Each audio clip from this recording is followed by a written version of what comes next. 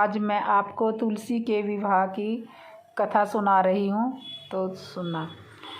हिंदू धर्म के अनुसार देवठनी एकादशी के पावन दिन पर भगवान शालिग्राम और माता तुलसी का विवाह किया जाता है।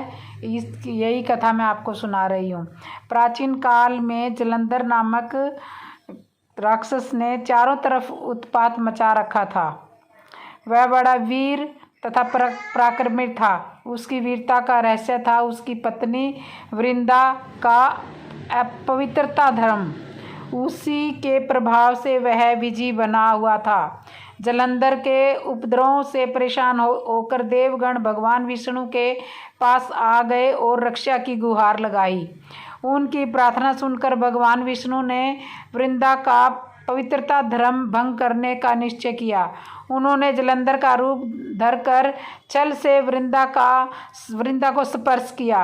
वृंदा का पति जलंधर देवताओं से पराक्रम से युद्ध कर रहा था, लेकिन वृंदा का अस्तित्व नष्ट होते ही मारा गया। जैसे ही वृंदा का अस्तित्व भंग हुआ, जलंधर का सिर उसके आंगन में आ गिरा। जब वृंदा ने यह देखा तो क्रोधित होकर जानना चाहा कि फिर जिसे उसने स्पर्श किया वह कौन है। सामने साक्षात विष्णु भगवान जी खड़े हुए थे। उसने भगवान विष्णु को श्राप दे दिया, जिस प्रकार तुमने छल से मुझे पति वियोग दिया है, उसी प्रकार तुम्हारी पत्नी का भी छल पूर्वक हरण होगा और स्त्री वियोग सहने के लिए तुम भी मृत्युलोक में जन्म लोगे। यह कहकर वृंदा अपने पति के साथ सती हो गई। वृंदा के श्राप से ही प्रभु श्री राम ने अयोध्या में जन्म लिया और उन्हें सीता वियोग सहना पड़ा। जिस जगह वृंदा सती हुई वहाँ तुलसी का पौधा उत्पन्न हुआ। तुलसी विवाह की पूजा इस प्रकार करनी चाहिए। हर सुहागिन स्त्री को तुलसी विवाह जरूर करना चाहिए। ऐसा करने से अखंड सौभाग्य समृद्धि प्राप्त होती है। पूजा के समय शालिग्राम को साथ रखें और तिल चढ़ाएं।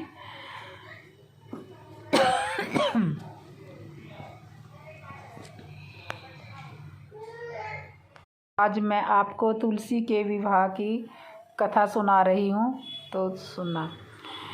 आज मैं आपको तुलसी के विवाह की कथा सुना रही हूँ।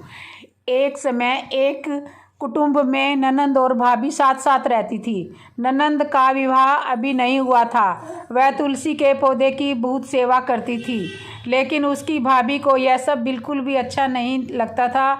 वह जब कभी उसकी भाभी को अत्यधिक क्रोध आता तब वह उसे ताना देते हुए कहती कि जब तुम्हारा विवाह होगा तो मैं तुलसी की बारातियों को खाने को दूंगी और तुम्हारे दहेज में भी तुलसी ही दूंगी।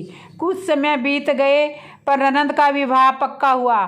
विवाह के दिन भाभी ने अपनी कथनी अनुसार बारातियों के सामने तुलसी का गमला फोड़ दिया और खाने के लिए कहा।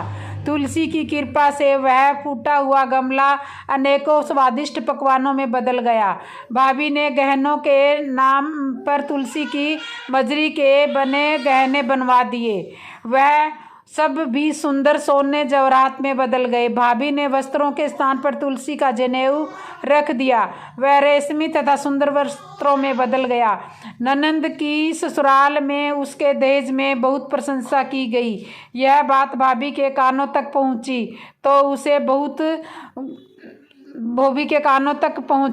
बहुत गुस्सा आया और आश्चर्य भी हुआ। तो उसे अब तुलसी माता की पूजा का महत्व समझ आ गया। भाभी की एक लड़की थी। वह अपनी लड़की को कहने लगी कि तुम भी तुलसी की सेवा किया करो, तुम्हें भी बुआ की तरह फल मिलेगा। वह जबरदस्ती अपनी लड़की से सेवा करने को कहती, लेकिन लड़की का मन नहीं होता था तुलसी की सेवा करने को।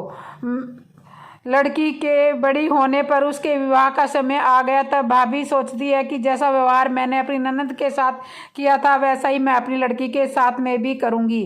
तो यह गहनों साथ करती हूँ तो वह भी गहनों से लद कर जाएगी और बरातियों को खाने में पकवान भी मिलेंगे। ससुराल में भी उसे बहुत इज्जत मिलेगी। यह सोचकर बरातियों के सामने तुलसी का गमला फोड़ देती है, लेकिन इस बार गमले सामने तुलसी का गमला फोड़ देती है, लेकिन इस बार गमले की मिट्टी मिट्टी ही रहती है। मजरी का पत्ते भी अपने रूप से ही रहते हैं, जनेऊ भी अपना रूप नहीं बदलता। सभी लोगों को बरातियों द्वारा भाभी की बुराई की जाती है। लड़की के ससुराल वाले भी लड़की की बहुत बुराई करते हैं। भाभी कभी ननंद को नहीं बुलाती थी। भाई ने सोचा मैं बहन से मिलकर आता हूँ।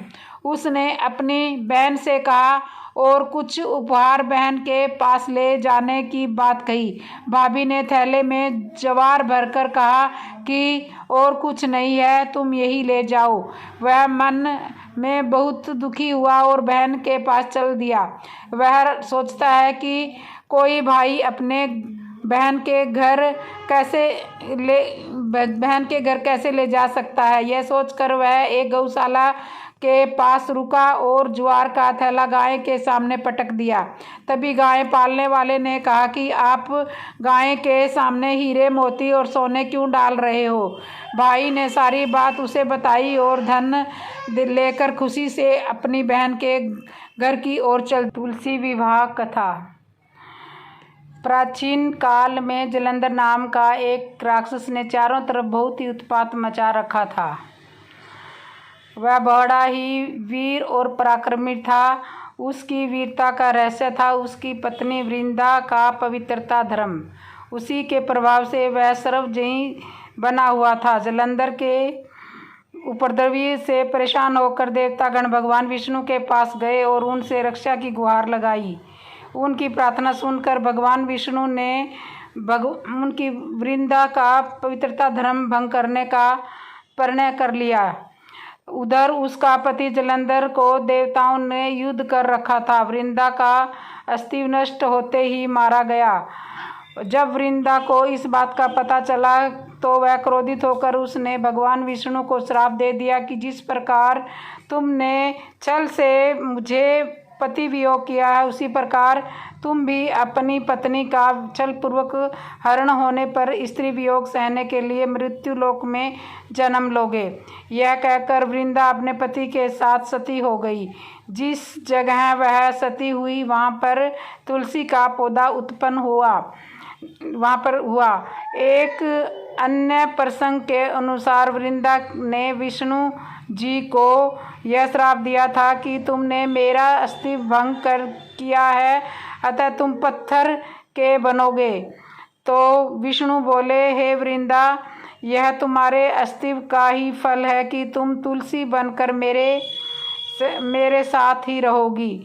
तो जो मनुष्य तुम्हारे साथ मेरा विवाह करेगा वह परम धाम को प्राप्त होगा। बिना तुलसी दल के शालिग्राम या विष्णु जी की पूजा अधूरी मानी जाती है।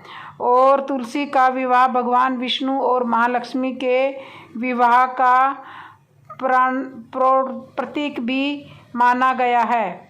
तो ये थी भगवान तुलसी माता की कथा।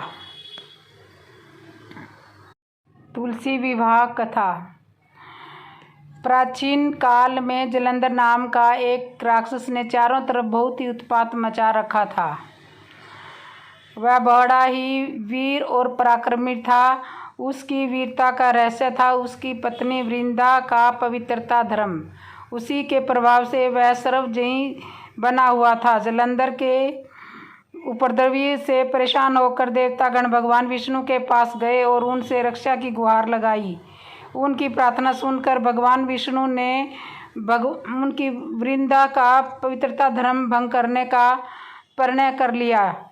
उधर उसका पति जलंधर को देवताओं ने युद्ध कर रखा था। वृंदा का अस्तित्व नष्ट होते ही मारा गया। जब वृंदा को इस बात का पता चला तो वह क्रोधित होकर उसने भगवान विष्णु को श्राप दे दिया कि जिस प्रकार तुमने छल से मुझे पति वियोग किया है, उसी प्रकार तुम भी अपनी पत्नी का छलपूर्वक हरण होने पर स्त्री वियोग सहने के लिए मृत्यु लोक में जन्म लोगे। यह कहकर वृंदा अपने पति के साथ सती हो गई। जिस जगह वह सती हुई वहाँ पर तुलसी का पौधा उत्पन्न हुआ। एक अन्य प्रसंग के अनुसार वृंदा ने विष्णु जी को यह श्राप दिया था कि तुमने मेरा अस्तित्व भंग कर किया है, अतः तुम पत्थर के बनोगे। तो विष्णु बोले, हे वृंदा, यह तुम्हारे अस्तित्व का ही फल है कि तुम तुलसी बनकर मेरे साथ ही रहोगी। तो जो मनुष्य तुम्हारे साथ मेरा विवाह करेगा वह परम धाम को प्राप्त होगा। बिना तुलसी दल के शालिग्राम या विष्णु जी की पूजा अधूरी मानी जाती है। और तुलसी का विवाह भगवान विष्णु और महालक्ष्मी के विवाह का प्रतीक भी माना गया है। तो ये थी